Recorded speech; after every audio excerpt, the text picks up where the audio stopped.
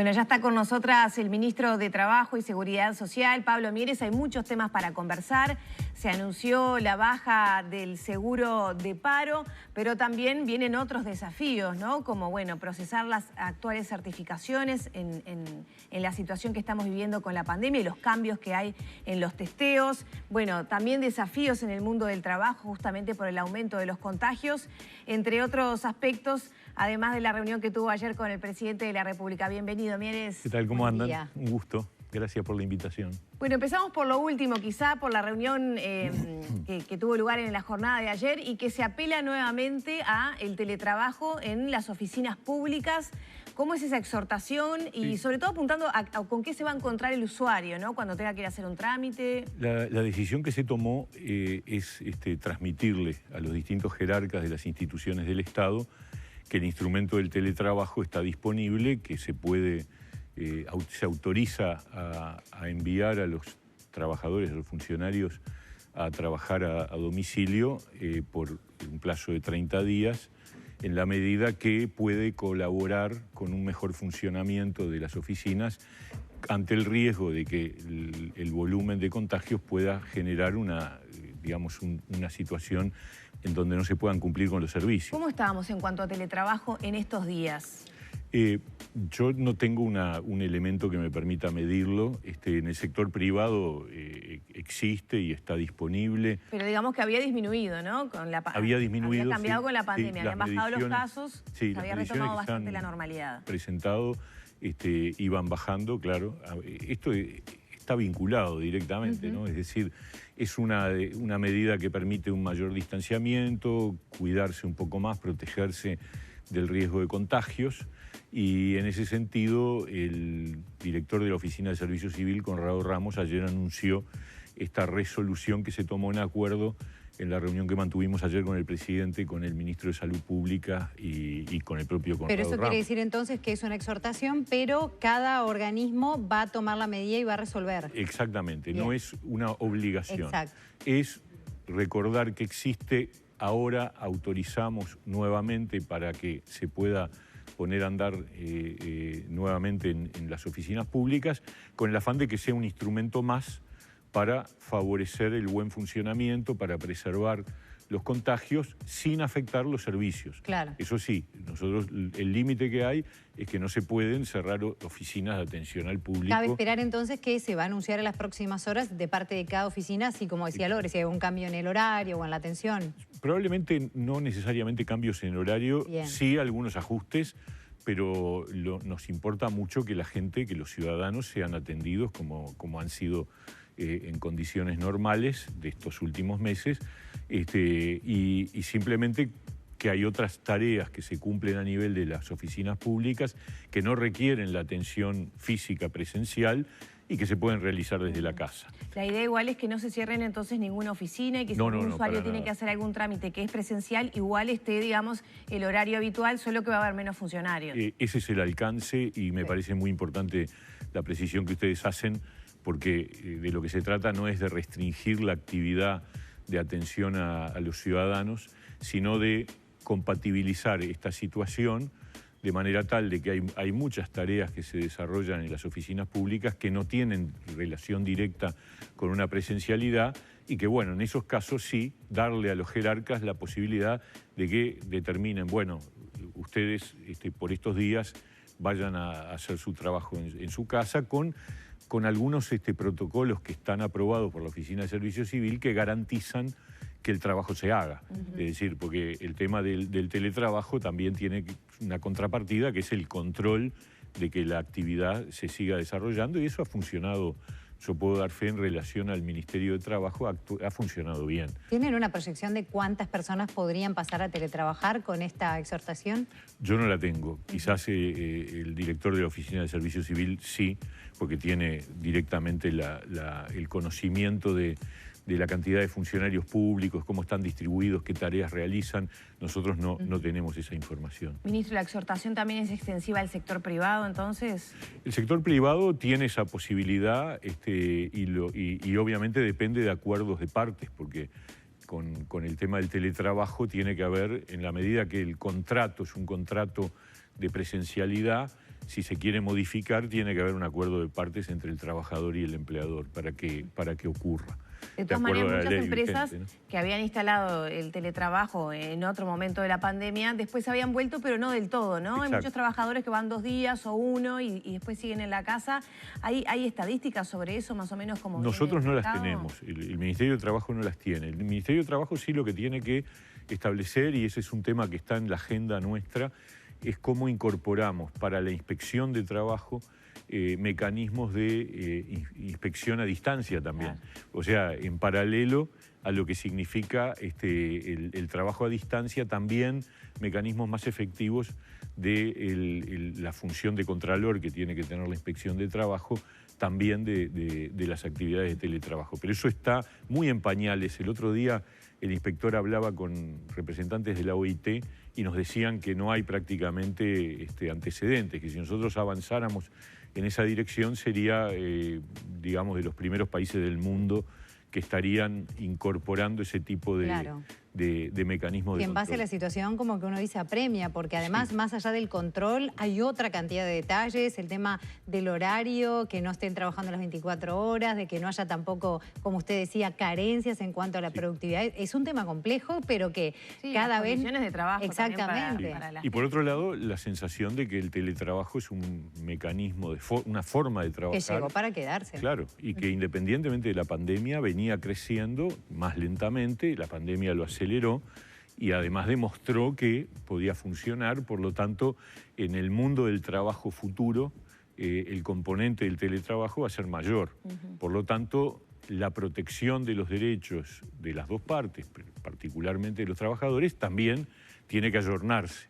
Y hay algunos problemas que tienen que ver con el contralor, que están relacionados con las reglas del juego. Por ejemplo, cuando un trabajador trabaja en su casa, es su domicilio y por lo tanto el acceso al domicilio para verificar las condiciones de trabajo depende de la voluntad del dueño. Claro. Porque nosotros no podemos ingresar sí podemos ingresar en un lugar de trabajo, pero no en un domicilio.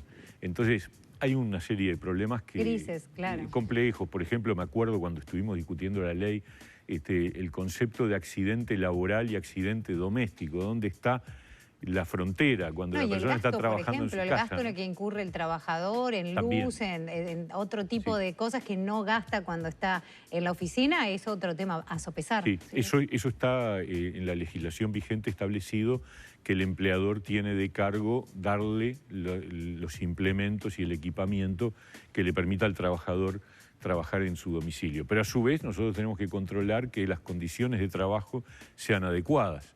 Bueno, que la persona no esté trabajando en condiciones que le afecten su salud, por ejemplo. Y a veces hay domicilios y domicilios. Hay domicilios donde se pueden generar esas condiciones y hay otros domicilios donde no. Ministro, el tema certificaciones que tiene también que ver con esto. Estuvo presente ayer en la reunión con el presidente de la República. Ha habido también un pedido por parte de la representación social de los trabajadores en el BPS para, bueno, cambiar un poco el mecanismo en esta situación, justamente con el cambio de los testeos, ¿no?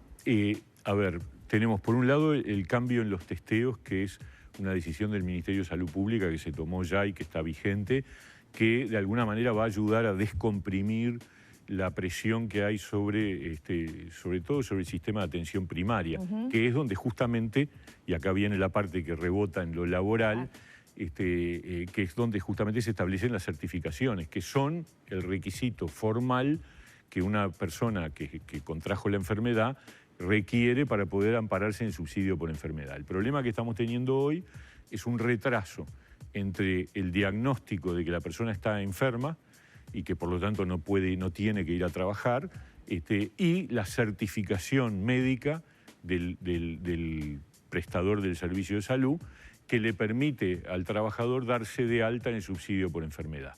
Ese retraso está generando situaciones que obviamente nadie quiere, que un trabajador queda en una especie de limbo en donde no puede ir a trabajar, pero tampoco está cubierto. Momentáneamente, porque el derecho a estar cubierto está, indudablemente. O sea, va a cobrar con retroactividad, que ya siempre es así, ¿no? Pero ahora quizá más.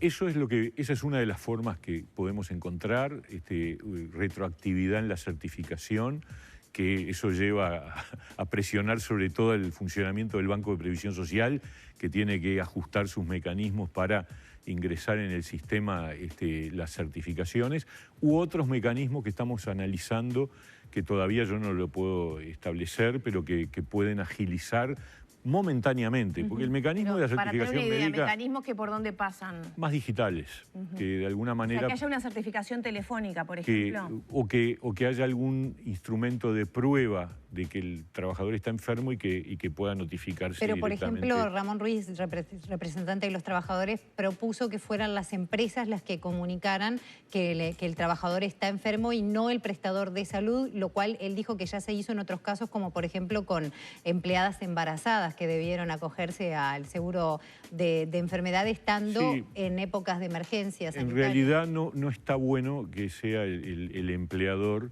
pero sí lo que está bueno es que la persona, el trabajador que está verificado que está enfermo, y ahí está el punto. ¿Cómo verificamos? Claro, el criterio general, que va a seguir siendo así para adelante, excepto en este pico agudo de dificultad, es que es un médico el que firma la certificación. Pero yo digo, si existe un test que dice que la persona es positiva, bueno, ahí hay un instrumento que prueba que la persona está enferma. Claro, pero eso va a cambiar, ¿no? Porque ahora, si yo soy sano, estoy vacunado y tengo algunos síntomas y no presento complicaciones, es probable que no me testeen. No, por lo tanto, no hay forma. ¿Ahí cómo voy a pero ahí no hay digamos, o sea, el no se deja de instrumento trabajar. del test positivo no me va a servir porque no lo voy a tener, pero está todavía el tema del retraso. Y la persona no está diagnosticada, ni siquiera puede haber una certificación. Esos casos de personas que son asintomáticas. No, digo alguien que tenga síntomas, que puede ser gripe. No, si tiene síntomas se tiene que testear, eso sin duda. Bueno, pero ahora... eso no se cambió, eso no cambió. O sea, la persona, el trabajador, el ciudadano que tenga síntomas debe testearse. Eso no se tocó. Pero se está desestimulando, se está diciendo que si la persona no tiene características de riesgo, es joven, tiene las vacunas y tiene síntomas leves, se está desestimulando que concurra a testearse de parte de las autoridades. El testeo se eliminó para los asintomáticos, ¿no? En los demás casos, obviamente la persona, además si pretende certificarse laboralmente, tiene que testearse, eso no hay duda. Porque ahí si no, entramos en el mundo de me siento mal, no voy a trabajar, ¿no? No es así. ¿Hay una preocupación porque se vayan a dar situaciones? No, yo creo que la gente es responsable en términos generales, pero yo tengo que tener un elemento objetivo. ¿Cuál es el elemento objetivo? Hoy, el mecanismo que se usa históricamente es un médico que firma y se hace responsable de que efectivamente esa persona debe estar exenta de ir a trabajar y por lo tanto amparada en el subsidio por enfermedad. Bien.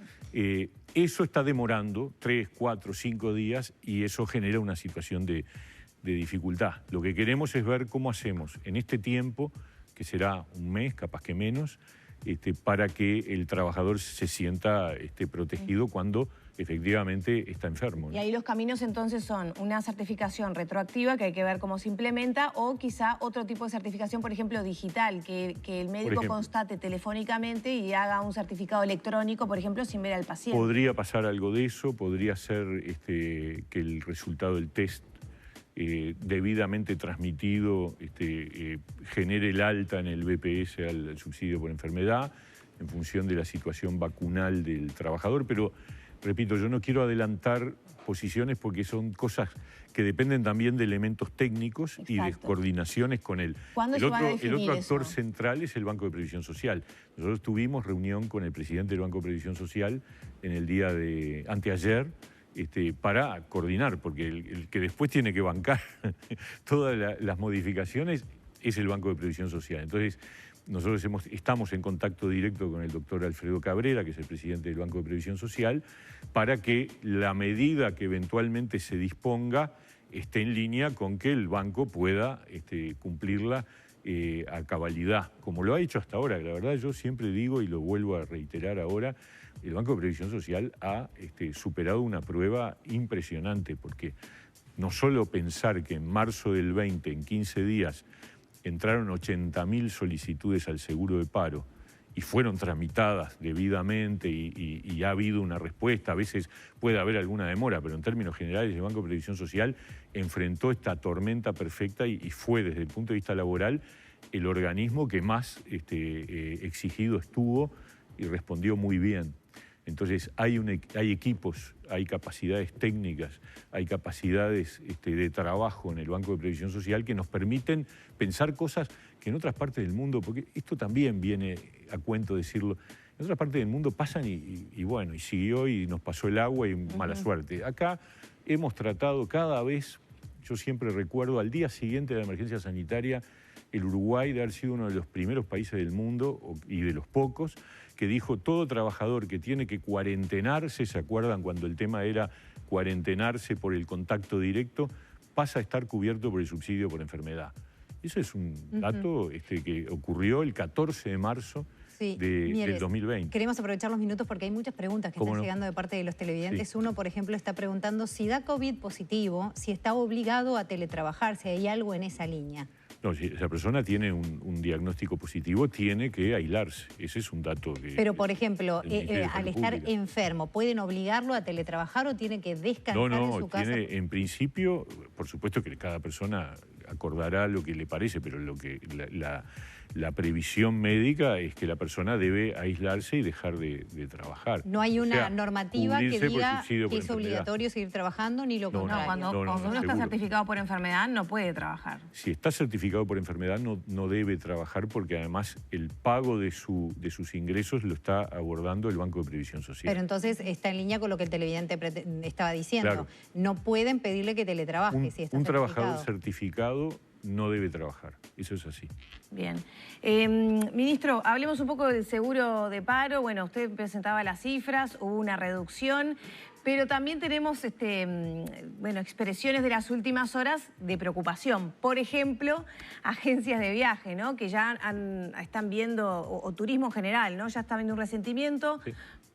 Tema clima, pero obviamente el tema ola de Omicron está complicando y sobre todo las agencias de viaje que estaban retomando la actividad con los uruguayos que estaban saliendo. Por ahí ya viene un pedido además de quizá extender los seguros de paros para ese rubro. ¿Cómo se está viendo esta situación? A ver, lo primero que hay que decir es que es una pena, pero efectivamente cada vez que la pandemia aumenta o incrementa su impacto, el impacto laboral existe. Los datos a diciembre en el caso de los seguros de paro, a noviembre en el caso del total del mercado laboral a través de la encuesta de hogares del INE son muy buenos. Nosotros estamos en una situación laboral mejor incluso que la del 2019. O sea, ya estamos pensando no en comparaciones con la prepandemia, con el año prepandemia, sino con el periodo quinquenal anterior. De hecho, la cantidad de trabajadores en seguro de paro en diciembre, en el seguro de paro total, dejando de lado los que están en seguro de paro parcial, es inferior al promedio de trabajadores en seguro de paro total de 2015 a 2019. O sea, ya no es con respecto a 2019, es con respecto al quinquenio anterior. ¿Y las causales? Es muy parecido, es decir, acá lo que hay... Porque se ha dicho que había aumentado el causal de despido, ¿no? Son personas que ya no van a volver al trabajo. Lo cual es lógico, ahora lo explico. O sea, en diciembre, 3 de cada 10 trabajadores que salieron del seguro de paro lo hicieron por despido, 7 por reincorporación. Hasta los meses anteriores estábamos en 7,5. O sea, en realidad la diferencia es mínima, pero también es lógico porque cuanto menos trabajadores hay en seguro de paro es porque los trabajadores que están por razones estructurales, que tienen que ver con empresas que tienen que reducir personal o que se cerraron. Entonces, la proporción entre despidos y causales provisorias, como son la suspensión o reducción, esas tienden a tener una proporción menor cuanto menos trabajadores tenemos en seguro de paro. Y entonces estamos viviendo esa situación. Pero no es un número que preocupe, es lo normal, digamos. Ahora, esta situación de probablemente los datos de diciembre, por lo tanto, de desocupación probablemente sean buenos, vamos a ver, todavía no están, pero los de noviembre fue muy buenos. Estamos hablando de 7,4% de desempleo. Es una cifra que para encontrar un número similar hay que ir 2 o 3 años para atrás. Es decir, ya no en el 19. El 19, el promedio del desempleo fue 8,9. 7,4 está bastante por debajo, es el dato de noviembre del año pasado. Y De todas maneras, hay que ver qué pasa con la zafra turística, que probablemente en diciembre y enero tengan un efecto de mejora, pero febrero y marzo quizás al revés tengamos algún retroceso. Además se percibe desigualdad justamente en diferentes áreas. Es verdad. De todas maneras, la recuperación venía en todas las áreas, todos los sectores de actividad. Uno miraba y la reducción del seguro de paro era en todos los sectores de actividad. Pero, salvo alguno por cuestiones zafrales, como el sector agrícola, termina la zafra de determinado producto en el campo y hay gente que va a seguro de paro. Y eso ocurre siempre con las actividades zafrales. Seguramente con el turismo ocurrirá en marzo. Todos los años ocurría antes de la pandemia. Por lo tanto, seguramente ocurrirá también. Pero además hay que adicionar que este impacto imprevisto, yo lamento mucho además porque es gente muy castigada, terriblemente castigada, la más castigada, la que está en el mundo del turismo, de la cultura. Yo creo que la cultura no ha sufrido este retroceso, no está afectando suspensión de espectáculos y yo creo que no va a pasar. Estoy convencido. Pero el turismo sí, porque la gente programa y decide no, mejor... o te cambian, a veces vas a viajar, te cambian condiciones, o te enfermaste y no podés ir. Entonces, ¿hay posibilidades, por ejemplo, de extender las herramientas que se le venían brindando? Las herramientas están. El seguro de paro parcial está ya definido hasta el 31 de marzo. O sea que tenemos el mes de febrero para analizar qué hacemos. Y además ya está acotado a ciertos sectores de actividad, los más afectados. Podemos evaluar eso justamente en febrero con datos más precisos sobre el impacto que haya ocurrido. Y el seguro de paro total, las prórrogas están habilitadas por ley hasta junio de este año. O sea que tenemos margen todavía para seguir operando con los instrumentos excepcionales que el Uruguay se ha dado para sostener a los trabajadores. ¿El sector más afectado continúa siendo el turístico? Sin duda, sí, porque además tiene más trabajadores en seguro de paro en sus diferentes modalidades. Ahora estamos estudiando estos 10.000, el dato de diciembre es 10.000 trabajadores en seguro de paro parcial, 10.500. Estamos estudiando a qué sectores pertenecen, porque eso es parte del análisis que vamos a hacer con respecto a si después del 31 de marzo el parcial va a seguir vigente y para qué sectores. Y eso depende bastante de cuál es el impacto que está teniendo en cada sector de actividad. Ministro, quería volver un poquito a lo que es el tema de emergencia sanitaria porque se estaba trabajando en línea de ver la posibilidad de que los trabajadores que tengan que llevar a sus hijos a vacunarse entre 5 y 11 años, que tienen que ir acompañados de un mayor y consentimiento, que esas horas no se les descontaran, que pudiera haber algún tipo de acuerdo. ¿Cómo va eso? Bueno, a ver...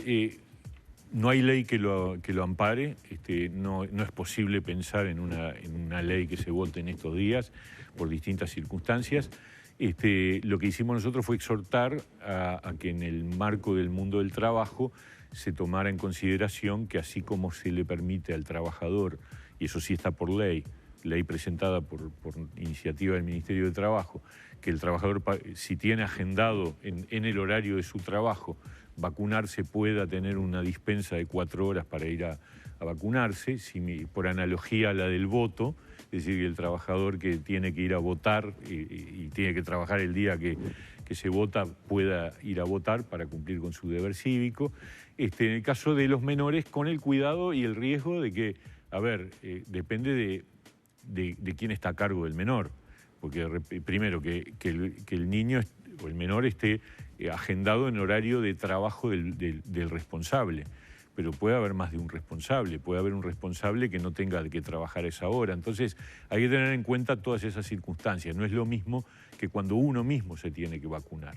Pero es claro también que hay trabajadores que tienen menores a cargo, y en eso sabemos que hay una asimetría injusta pero real en el sentido de las trabajadoras mujeres, que puedan, que no sea un impedimento para que sus hijos se vacunen. Pero en principio no habría una herramienta legal, no tenemos ninguna, más que una exhortación que hicimos ayer. La exhortación que es de las 4 horas como para cuando uno mismo se va a vacunar. Claro, que se tenga en cuenta que así como hay 4 horas para que el trabajador se pueda vacunar, debería darse una flexibilidad. Jurídicamente no hay amparo, pero apelamos a que haya sensibilidad y que aquellos que tienen a su cargo un menor y que ese menor tiene que vacunarse en un horario que coincide con el trabajo de su responsable, que se le pueda admitir, autorizar la salida, ¿no? Ministro, muchas gracias por estos minutos. Un gusto, encantado. Muchas gracias. Cerramos por aquí entonces la entrevista con el ministro de Trabajo y Seguridad Social, Pablo Mieres.